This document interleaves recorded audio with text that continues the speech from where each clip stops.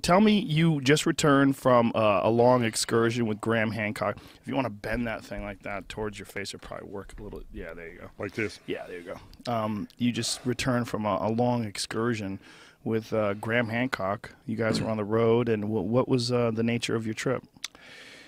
Well, I was taking Graham on a tour, showing him some landscapes. I could call them the landscapes of catastrophe, because he's doing his sequel to Fingerprints of the Gods.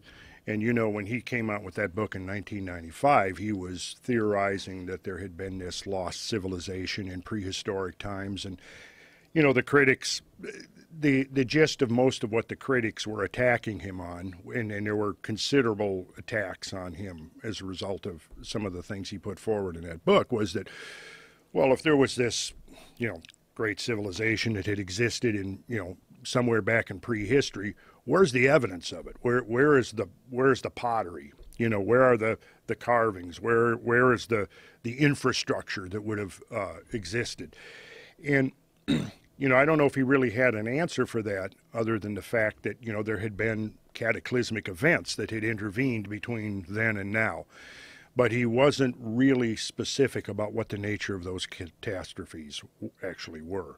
And a lot of additional research has come out since 1995 that basically opens the window onto those events, that basically separates our modern history, which, you know, the recorded history goes back 5,000 or 6,000 years.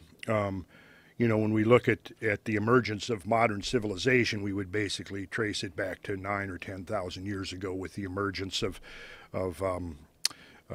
you know, agriculture, the dispersion of languages, the first cities, and so forth. When we go beyond that, a few thousand years, we're in a completely different world. And I mean, so completely different that it's almost unrecognizable from our modern world.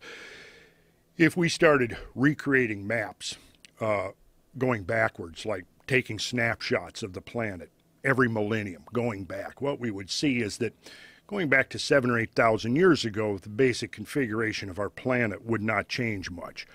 Once we get 11, 12, 13,000 years ago, the changes become profoundly dramatic.